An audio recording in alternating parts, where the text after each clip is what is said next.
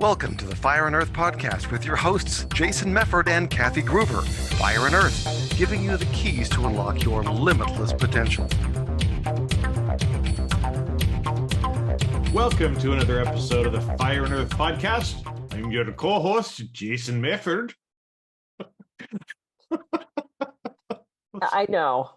Yeah, you know. I know who you are. Yeah. And the people at home are now really confused. I'm Kathy Gruber. I'm the other co-host. Yeah. And with such a German name, it's really hard to do an Irish or Scottish accent. So I'm just going to stick with American. Hey, today we thought we would talk about, and it kind of goes in with this, right? Just like enjoying the little things. Jason and I, when we do these shows, we have so much fun for no other reason than we just enjoy each other. We just crack each other up. And sometimes we just crack ourselves up and we don't care that the other person doesn't think it's funny.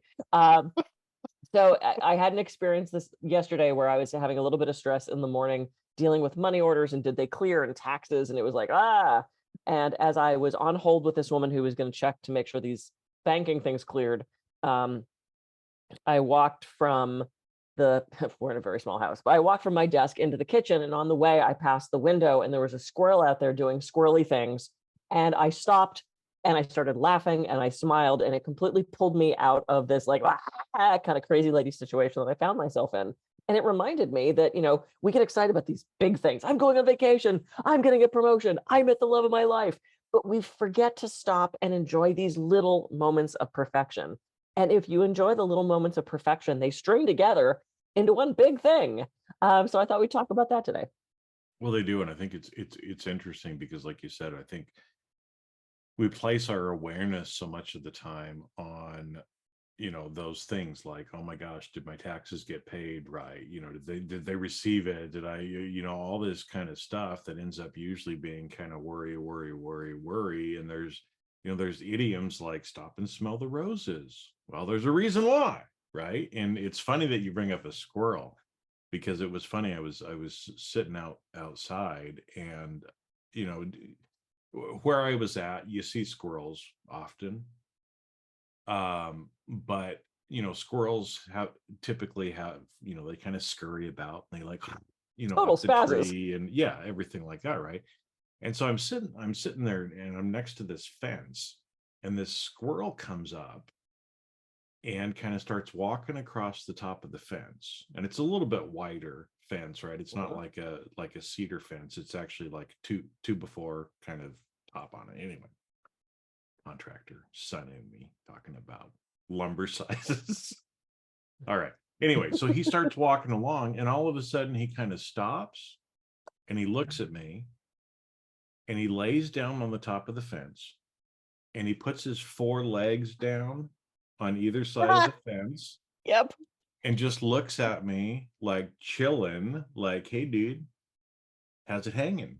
And to me, that was so great, right? I mean, to me, there was some actual animal medicine information that kind of came from that. But how fun to watch a squirrel act that way. Yeah, totally. Right? I mean, I've seen squirrels my whole life. I mean, one of the houses that I had, we had lots of squirrels, right? And so I used to just sit in the window and watch them. I'd put food out. We had a tree that had to get cut down, so we had a stump, and so I'd put food out there on it for them and sit there and watch them eating, doing their little thing with their hands. But I've never seen a squirrel do that, right? And so just to like me, it was totally fun. It made me feel happy. It was a little thing. It took my mind away from whatever else I happened to be thinking about at the time. Yep. And it just put me in that tiny little moment of joy. Well, and you know what it did? It brought you back to the present moment. Because all that stuff that we're thinking about isn't right here. It's typically someplace else, right? Stress is someplace else. We're not stressed in this moment. We're stressed from the past of the stuff we're remembering, and in the future of those things we're what-ifing about.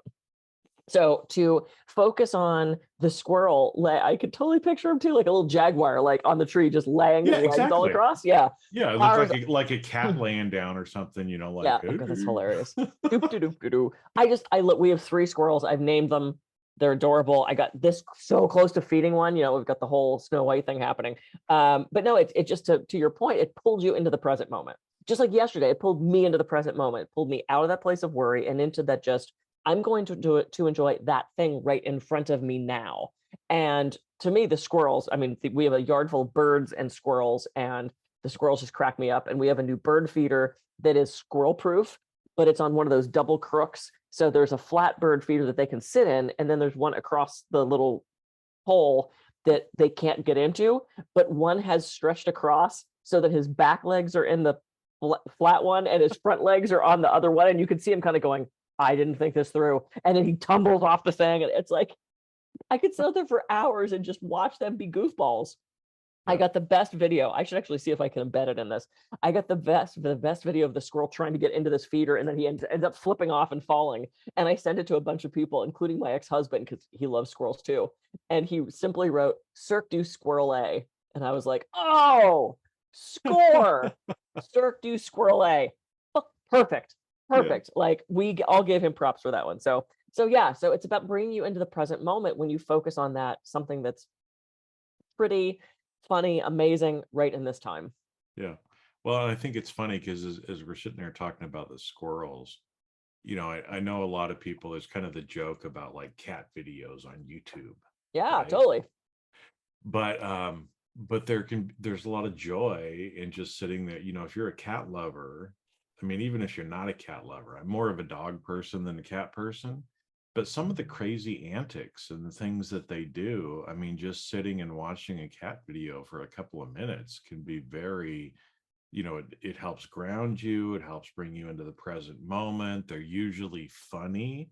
And so you're sitting here laughing. I mean, just like at the beginning, I mean, we were laughing because Jason tried to do a bad accent, right?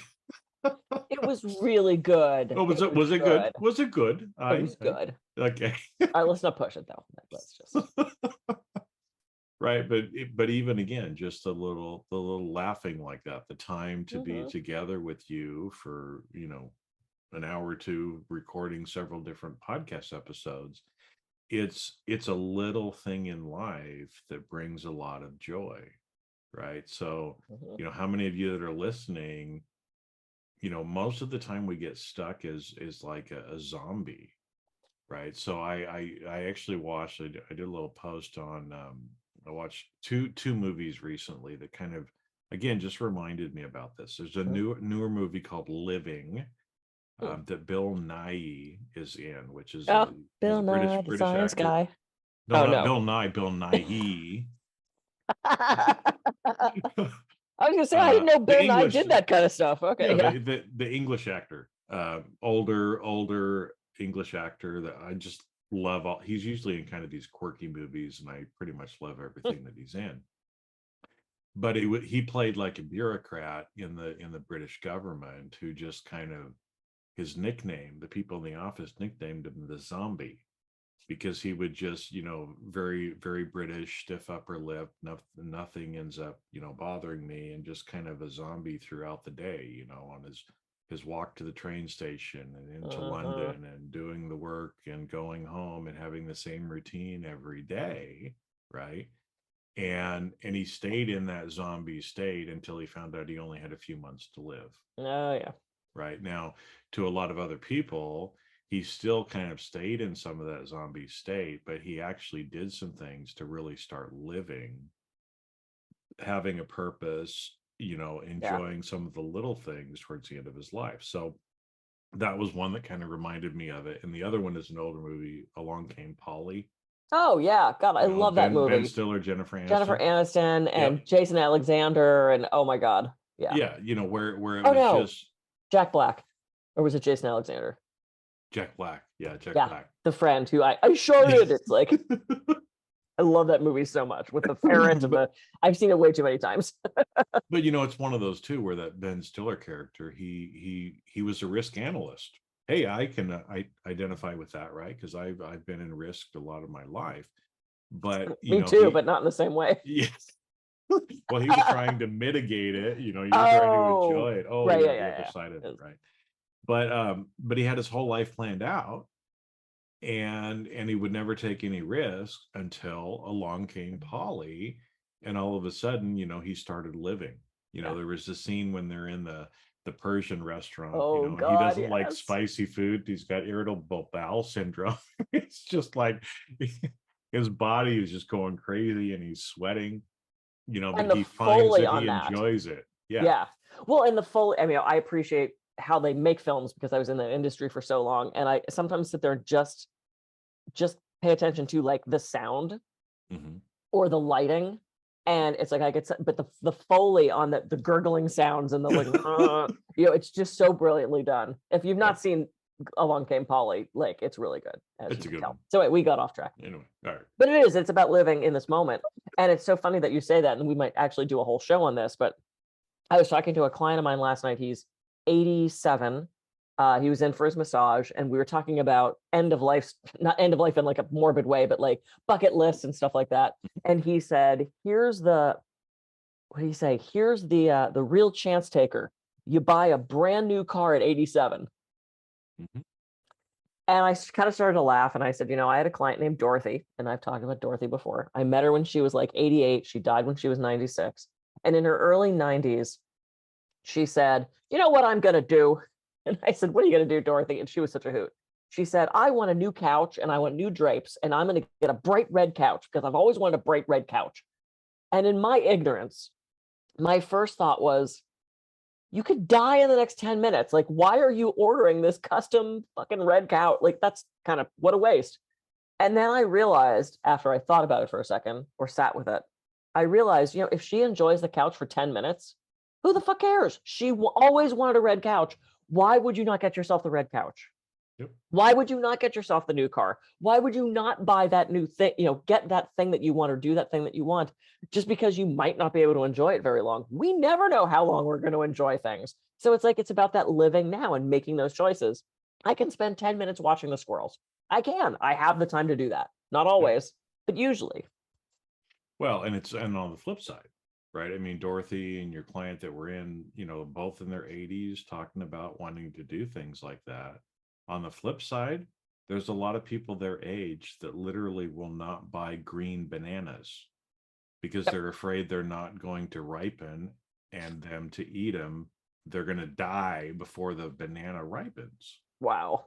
Right. So again, I mean, everybody listening, kind of take a little pulse check, if you will, right? Are you being a zombie? Are you being the kind of person that's not going to buy green bananas? Or are you somebody who is trying to enjoy the present moment and actually live, Mm-hmm. right, in the moment? And it reminded me of a story. One of the guys that I worked with, he was quite a bit older than me, but was kind of a mentor to me in one of my companies. So he was the head of our sales group. He was the executive in charge of sales, Mm. right? So I didn't report to him, but we were peers. We would talk. We'd go to the executive retreats together, and I just had a great time in the bar with Tom after everybody would go to bed, because Yep. Tom was a big drinker, but the guy could hold his liquor like nobody's business anyway. But he was close to retirement, right? I mean, when I was working with him, I think he retired maybe a year after I left the company. And I remember, just kind of talking to him as a mentor and a friend in one of those, after hours times in the bar with him, in the Mm-hmm. country club, and saying, Tom, is there, I kind of asked him, like, Tom, are there any bucket list things that you want to do? Right. I mean, that's kind Mm-hmm. of a standard question that you ask people. And I think one of the greatest pieces of advice that I ever got was from that. And he said, "Oh no, Jason," he said, "you know what? I have lived a great life.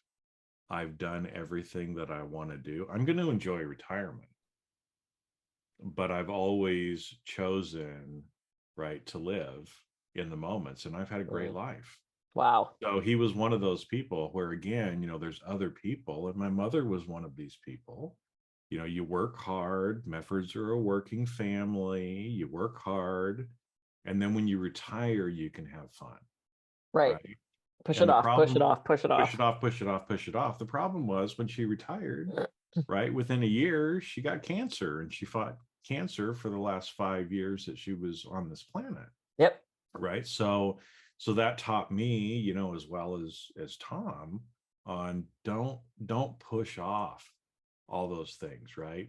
You said you've got 10 minutes to look at the squirrels, right?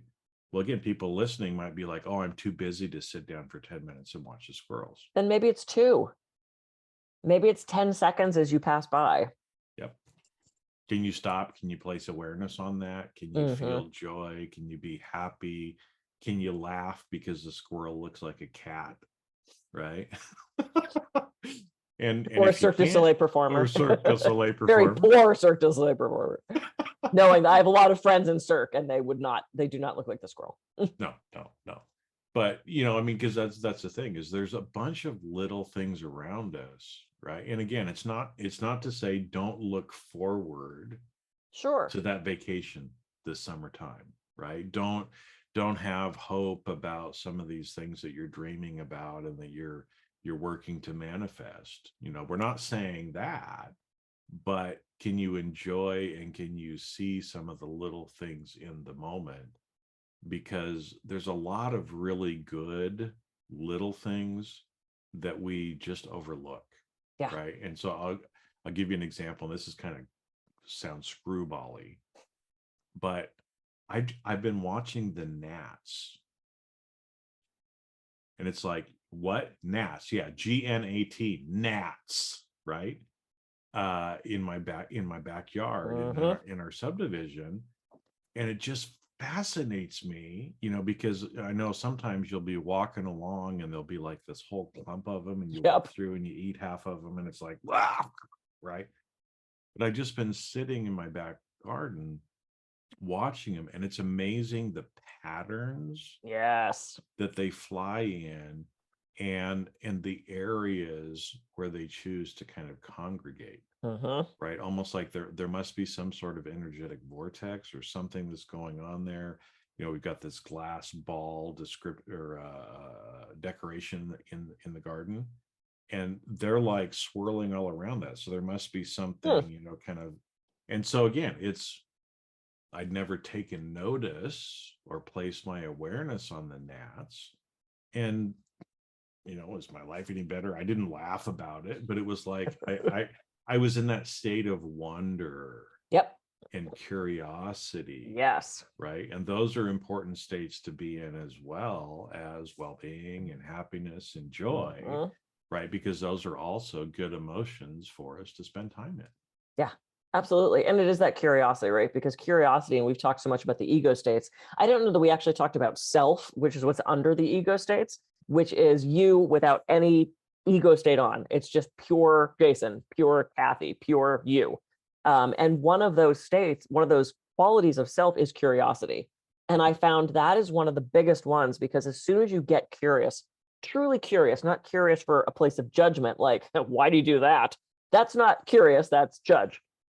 As soon as you get curious about something and you have that awe and wonder, it brings you right back to self and brings you back to this place where you're just neutral and you can respond rather than react, and you're not feeling those stressful things. So yeah, and it's so funny you said that, because we have this swarm of things in the backyard, kind of near our sphere. We have I don't know how to describe it. It looks like some ancient thing, and it's this globe on legs that telescope out, and it lifts up its glass, and it's a candle holder. It's gorgeous, one of my favorite things. But yeah, they're over in that section, and because we're near a creek when it actually runs, yeah, that's where all the gnats are. So, but yeah, I've watched them. I stand there and just like, wow, that's so. How are they not bumping into each other? Like, I can't walk a straight line, and you have thousands of little things moving as a unit. It's fascinating to me, and you start to like really focus on that. I do have a question though. Why are you walking around with your mouth open that you would be eating all the gnats as they go by? Just like, oh, that's the kind of awe that we don't. Oh yeah. So I mean, just something to think about. Maybe. Anyway, maybe I should shut my mouth. Right? Is that what you're intending? Well, not in that way, but yeah. I mean, I'm just picturing you just kind of. No, well, I don't know. I know what you're talking about, but it was just you know what I'm talking about, right? Like, you turn and all of a sudden it's like you get assaulted by this whole mass of insects that you weren't expecting, and we breathe in, and sometimes I have my mouth open because I'm in wonder and awe. Cool. Well, great. Well, we started out with squirrels. We ended with gnats. I think we've run the full gamut of the animal We kingdom. got our animals in this time. We talked about cats too. Cats, yep, very nice, very good. And Alistair's asleep in the giant beanbag chair. He's just this little puddle in the middle of this big orange sea of squish, which is very cute. Wonder, be in the present moment and enjoy those little things, those little moments of perfection, because they're all around us. We just have to open our eyes and see them. Yeah, just put your awareness on it, even if it's only for, a minute, 10 minutes, whatever you can do. But moving that awareness also will usually move it away from past, future, get you back into the present, which again is where you can feel a lot of those positive emotions. So absolutely. All right, wait, this was great. Okay, I'm Kathy Groover. I can be reached at kathygruver.com. And I'm Jason Mefford. I can be reached at jasonmefford.com. So go out, have a great week. See you on the next episode of the Fire and Earth Podcast. See ya. See ya.